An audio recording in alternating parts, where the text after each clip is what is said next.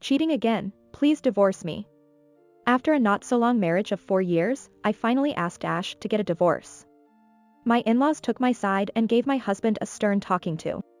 He looked annoyed and had a blue streak on his temple, but then he grinned and said, "Okay, all right, I'll divorce you. But on one condition. You can make any conditions you want, anyway I'm not going to stay married to you anymore." "Fine, then take my parents and our babies and get out." "No alimony or child support." He continued with a thin smile with a condescending face.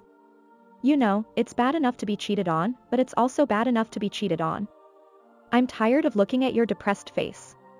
And also, the handsome man with a lonely shadow on his back who has been divorced is very attractive to women, isn't it?" Apparently, he still didn't think I meant seriously. "Oh, no, seriously? Your new house is." I sent him a picture of my new house. "I am Susan, 28 years old. I'm a mother of 3-year-old twin girls. My husband Ash is 4 years older than me, 32, and a salesman for a trading company. We have been married for 4 years. During our relationship, we found out I was pregnant and hurriedly registered for the marriage. It was what is known as a shotgun wedding. Ash was a salesman who came to the office where I was working at the time, and I admired him as a cool guy from the first time I saw him. We became close through our business contacts, and when he asked me to meet with him outside of work, I felt like I was on the verge of heaven. That's how good my first impression of Ash was. He is tall and slender, with a lean but toned physique, a low, pleasant voice, and of course, a face that is much prettier than most actors. We dated a few times and became close, and before I knew it, we were carrying a child. When I confided this to Ash, he was delighted and asked me to marry him. I was happy. It was like being the heroine in a story with a happy ending. But when we finally got together, the story was not a happy-go-lucky tale, but rather a comic book about the trials and tribulations of a philandering, unfaithful husband.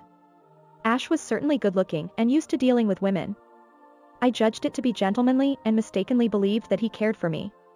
And I believed that his immediate offer to marry me was a sign of love, but to him, it was just another tool in his arsenal of future games.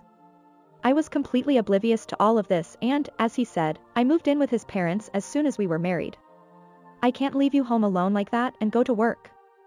I'm worried about you, so I'm asking you to move in with my parents. You don't have a home to go back to, and I want you to do that. My parents passed away at a young age before I was able to enter the workforce. With no siblings, I had no reason to refuse. I was deceived by his words and ended up living with his in-laws at his parents' house. Fortunately, his parents were good people. If they had been the same kind of in-laws, I would have despaired of my life a long time ago. Don't worry about your life, I'm a good salesman and I earn enough to raise you and the kids. So quit your job and have your children in peace. When Ash found out that the new life inside me was twins, he said this and encouraged me to quit my job. I liked my job, and I was attached to the place I had worked at since I left college. I was a little worried about that, but I was also very concerned about my first delivery and twins, so I did as my husband suggested and quit my job. So I did as my husband recommended and quit my job, and was able to greet the day I would become a mother with peace of mind, as peaceful as it looked, just like the hero of the story with the happy ending I had initially thought I would be. My in-laws were overjoyed with the girl twins, and I was truly happy in those days. I thought that I had achieved picture-perfect happiness, that I had achieved a perfect score in my life, that I had not lacked a single point in my life. Then, when I was drunk with happiness, my husband gradually started coming home late. When I was busy raising the twins with the help of my in-laws, my husband began to work overtime more and more. He also started working on holidays. This is a busy time for me. Things will come up for the kids, won't they? If I refuse the company's request and get demoted, that would be a big problem. I hope you can get through this with the help of my parents. I'm counting on you. Ash put his hands on my shoulders and looked me firmly in the eye as he said this. And I thought to myself, my husband is doing his best, so I have to be a strong mother too. Raising twins was more difficult than I had imagined. Every night my babies would take turns asking for milk. When I put one down to sleep, the other would wake up and cry. Sometimes they just cried because they wanted to be held, even if their diapers were not wet and they were not hungry. I was already exhausted. If my in-laws had not been there, I would have collapsed, unable to sleep. But my in-laws were kind. Even my father-in-law, who told me that men did not do much childcare in his time, held his grandchildren in his arms and nursed them, albeit timidly, and told me to get as much rest as I could. I was grateful. In that sense, I was like the hero of a truly happy story. The only thing that left me with a hazy feeling was the fact that there was no prince or husband in the story at all, but that too was lost in the busyness of life, and before I knew it, I had grown accustomed to it. One day, however, a letter found in Ash's bag revealed something. It was a love letter from a woman to him. She wrote passionately about how wonderful their time together had been and how much she loved him. What does this mean? Ash was shown it and then made a disgusted face. Who is this prankster? He fluttered the paper and said it was a bad prank. Ash fluttered the letter and said, "It was a bad prank. Can I trust you?" I confirmed, and he looked displeased. "You don't believe me? I feel bad that I'm working so hard to provide for my family." He became angry at me for saying that, and I hurriedly apologized. At the time, the way he was angry made it hard for me to believe that it was a lie. Now I can see that by getting angry at me like that, Ash was trying to keep me from saying anything more. But at the time I still believed him, and I was afraid that he would hate me by making me even more angry. One day my in-laws noticed that I wasn't feeling well. They both asked me if I had something to worry about, and I couldn't bear to tell them what had happened. As soon as they heard, the color of my in-laws' faces changed and they both bowed their heads and apologized. "Susan, I'm sorry. Maybe it's true." Huh? What he told me, and it was a shocking revelation. Because of his good looks, Ash had always been dating lots of girls since high school, and it was normal for him to date several at the same time. These girls would come over to his house and sometimes start fistfights right in front of him. But none of them lasted long, and his parents thought he would just keep playing around and never get married. You can't imagine how happy we were to hear that he brought you to us as someone he wanted to marry and that you were even going to have a child. I thought you had finally calmed down. I felt my feelings had cooled off. I left the children with my in-laws and decided to have a talk with my husband. Of course, I want to believe you. But, you know, there are so many strange things. For example, the day I left for work on a holiday, there was a debit on my credit card from a theme park, or the day I came home at the stroke of midnight from working late, there was the smell of soap in the house. When I raised some of those things and asked him to tell me the truth, he laughed hysterically and said, "You shouldn't have cared about that. If you didn't know, you would have stayed happy for a long time too." As soon as I heard that, I felt the blood drain from my whole body. "You're the only one who's married to me. Is that not good enough for you? Can't that be enough for you?" How was I supposed to answer such a question? Perhaps it was because my husband had mentioned it once, but he revealed his true feelings one after another as if he had been damned. He got married because if he married one person, the person he was going out with, knowing that, would not press him to get married. I had no parents or relatives to deal with. I figured that if he made me quit my job, I would lose my financial power and he would have to do what he said. I was a convenient woman who fell for his strategy. Ash said, "So, if you don't want a divorce, don't complain from now on, understand?" I couldn't say anything and could only silently lie down in front of Ash, who was smiling broadly. It was frustrating. After that, Ash stopped hiding what he was doing. He simply told me and my in-laws to leave if they had any complaints. His in-laws were very eager to believe in their son, but he had gotten to the point where he could no longer control what he wanted to do. I almost gave up at one point. As my husband said, I had no way to make ends meet after having twins and quitting my job. I thought about suing Ash for infidelity and going to court, but the time, effort, and money involved were too much for me to act. I thought that if I just stayed quiet and let him do what he wanted to do, at least I could make a living and survive. I even thought about pretending that I didn't know him and fooling myself into thinking that he was a good husband. But it was my in-laws, of all the people, who made me change my mind. They made me a certain proposal. And I decided to take them up on their offer. From that day on, with the help of my in-laws, I continued to make efforts for that day. 3 years passed. Another affair, please divorce me. After 4 not so long years of marriage, I finally asked for a divorce. My in-laws took my side and gave my husband a stern talking to. He was annoyed and had a blue streak on his temple, but eventually, he grinned and said, "Okay, all right, I'll divorce you. But on one condition. I'm not going to stay married to you anymore anyway." I held out the completed divorce papers. Ash looked surprised to see it. Fine, then take my parents and our babies and get out. No alimony or child support. He continued with a thin smile as if he were mocking me. You know, it's bad enough being unfaithful. I'm tired of looking at your depressed face too. And a handsome man with a lonely shadow of a divorced man is also very attractive to women, isn't it? Apparently, he still didn't think I meant what I said. Maybe he thought I would be mature enough to listen to him if he said so. He took his time, signed and stamped the divorce papers as if to make a show of it to me, and then tossed them like a boomerang at my feet. I calmly picked it up and made sure it was filled out properly. If Dad and Mom are going to take Susan's side, you all will be hopeless. I don't care. He smirked and even told his parents that. How dare you say that? You are the father. His father was ranting and raving. You know, I can have as many kids as I want. Especially without them, I'm not lacking in any way. He said these unbelievable words. Susan, my son is over. I'm sorry. It's our fault for raising him like this. The mother-in-law lowered her head with tears in her eyes. I think you should give up now and leave him. Ash looked at us with amusement. The next day, while he was at work, I left home with the children and my in-laws. I also went to file our divorce papers with the city council. Things were going as planned. Ash, who didn't come home very often, didn't realize it, but there was hardly any luggage left in his room anymore, except for his bedroom. He probably did not care at all what was going on inside the house, a house where he only slept when he came home and where the outwardly good he showed his comings and goings to the neighbors to the extent that the world would not think him strange. We had already decided on a new house and were gradually moving our belongings there. For the day when we were to carry out our plan, we had done enough sorting without him noticing, so all that was left was old furniture, junk, and things we wouldn't be bothered without. The next day Ash didn't come back, and we didn't hear from him. Maybe he didn't think we had really left, or maybe he was just trying to punish us, but either way, it was someone we no longer cared about, and we didn't care. It was a week later when Ash called me.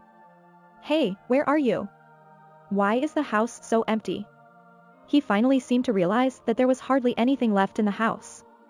I didn't know how he felt about our absence, but he called me on my phone anyway, angry about the lack of stuff. Why? Because I brought what I needed and got rid of what I didn't need. I'm sure you have the things you need for your life. Yes, I had left only the things that Ash could at least live with. Dishes, just enough shampoo, body soap, and towels to take a bath for now. The double bed we slept in together was also left in place, as I knew he would need a place to sleep as well.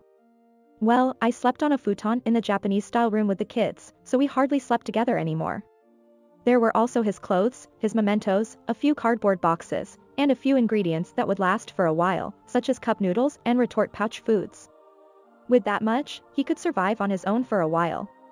We were originally a couple, so I showed him that much compassion. TVs and other home appliances. I took all of them because I need them for my life. What the hell are you doing? Those things were originally bought with the money I earned. It was true. Ash had taken away my financial power by not letting me work, but he had given me as much money as I needed to keep up appearances. Yes, but if I leave it there, I don't know if you'll be able to use it next time, do you? So, I took them from you. Some of it I sold, cause I didn't need it. What do you mean? That house, your father sold it, and soon you will have to leave. Ash, what the hell? He exclaimed so loudly as my ears would suffer that I had to keep my ear away from my phone. I politely explained to him. The house we had been living in was still in my father-in-law's name. That was why we were able to sell it without consulting Ash. So, you should look for another house as soon as possible, too. I've been packing up your stuff to make it easier for you to move, right? Screw you. I was serious. I had been planning with my in-laws for this day. Oh, yeah, and by the way, I think you'll be hearing from my lawyer soon. He's going to ask for alimony and child support for the kids. I said I wouldn't pay for those things, and you admitted it. Sure, you said that. But I didn't admit it, did I?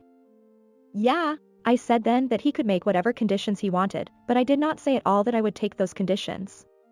And, just so you know, I'm also demanding compensation from every single one of your affair partners. Don't be silly. I'm not going to pay for that. If you don't pay, you don't need to pay. But I will take you to court and you have to pay according to the court order. Around this point, it was about time he realized that I was serious. 3 years ago, when Ash admitted everything, stopped hiding his affair, and thought my in-laws were going along with it in silence, my in-laws made this suggestion to me. Susan, get a job. We'll take care of your kids. Yes, and when you are ready to be on your own, leave him and live with the kids. They said they would give me time for this. I took them at their word and started with a part-time job, and within 3 years I was able to get a full-time job. Ash, who was rarely home during that day and didn't come home much at night, was amusingly unaware that I was doing that. On the contrary, I made this suggestion to my in-laws. Please leave this house with me, and let's live together. They were hesitant at first, but after many conversations, my father-in-law decided to sell the house to move in with us. Then we put together a more detailed plan. The house would be sold. That money would be used to buy a new house and move in with my in-laws, myself, and my kids. Ash was a well-paid man, and he would get alimony and child support without reservation. Of course, I knew he would refuse to do that. But we had a mountain of evidence. We've been collecting that evidence for 3 years, of course. I don't know if you know this, but the alimony for cheating is 3 years from the time you know about infidelity. I've had to pay alimony to every known cheater since we got married. That's quite a sum. On the other end of the phone, Ash was silent, listening to my words. If you insist on not paying, I will contact your company and have them seize your wages. If you don't want me to do that, please pay me properly. Oh, yeah, and make sure you tell me where you're moving to, or I'll have to contact your company. Ash did not reply at all. Was he puzzled? Well, I thought to myself, even if I don't get your response, I'll make you pay what you owe. Hey. I suddenly heard his voice. What? Why don't we start over? What? I was surprised at the suddenness of the situation. Hey, why don't we? Ash continued in a sweet voice. We are a married couple, aren't we? Don't be so cold. Hey. Ash continued to speak sweetly to me. Ash seemed to think that if he kept talking sweetly to me, I would break down. I'm sorry, but we are not a couple anymore. I've already filed for divorce. Why don't you register again? Ash said without a pause. Wouldn't it be better for the children if both parents were together? Did he not remember his own words at that time, when he had said I could have as many children as I wanted? It was appalling. I am sorry, but those children are mine and mine alone. Why don't you just have new children with someone else? I said and hung up the phone. Later, the cheating partners, who had received a content-certified letter from my lawyer, contacted me one after another. Some of them were married, and those took the initiative to pay me because they did not want their husband to find out their secrets. All the women paid more easily than I expected. It was worth hiring a lawyer who specializes in cheating and divorce. After all, there were so many of his partners. I am sure I didn't charge each of them a very high amount, but I was able to collect enough to send their children to college without any worries. Ash contacted me several times since then, but he always managed to cajole me into getting back together with him. Don't be like that, please reply to the content-certified letter from the lawyer. Don't be so cold, hey? He was desperately trying to hang on, but I had not a millimeter of intention to nod. And then Ash said something like this as if he had just thought of it. Hey, what kind of place do you live in now? You want to come back here, don't you? If it's now, you can still come back, just take the plunge and come back. Don't worry. I sent him a picture I had taken of my current house, just enough to show where it was and what the room looked like. Oh, no, seriously? Your new house is? He looked at the picture and exclaimed. Yes, I am living in what is called a high-rise condo. He seemed to have guessed from the blue sky glimpsed from the window of the room that it was quite an upper floor there. Please. Let me live there with you. No. I cut him off with a single word. Please don't contact me again unless it's through my lawyer. I blocked him and bought a new phone. Now he would never contact me directly again. According to my lawyer, Ash desperately asked me to contact him, but of course, I refused. When I insisted that I would strictly ask him to pay alimony and child support, and if he didn't pay, I would file a motion to garnish his salary with the company, he finally gave up and agreed to pay. I didn't want to be on the hook for years, so I asked him to pay both in one lump sum. I don't know if he got into debt somewhere or if he had been secretly saving money, but I got what I could get from him, so it doesn't matter either way anymore. Now I leave my kids at my in-laws and go to work. To be honest, I have enough alimony to get by without working, but no one knows when things will happen. If I can, I should always have a proper job. Besides, I want to stay connected to society by working. I enjoy working every day because I like to interact with people, which is what I did in sales before I got married. When Ash asked me to quit my job and I was stuck at home, only taking care of my children, I felt isolated from society and alone. Of course, I was close to my in-laws, but people must be connected to society. My marriage was like being thrust from heaven to hell, but I guess I have to thank Ash just for giving me 2 adorable daughters and the parents-in-laws who I can once again call my parents. Yeah. About Ash, turns out, because of the lawsuit I filed, he got blamed by the women, and they even stormed the company. In the end, the company found out what he had been up to. He was demoted and sent from the head office to a local branch office. Even there, some women seemed to be attracted by Ash because of his good looks, but of course, the rumors reached them, and no one would approach him because of the alimony and child support debts he had to pay. Either way, it's not my business. I cherish my current family and am walking towards a bright future. I'm truly enjoying happy days.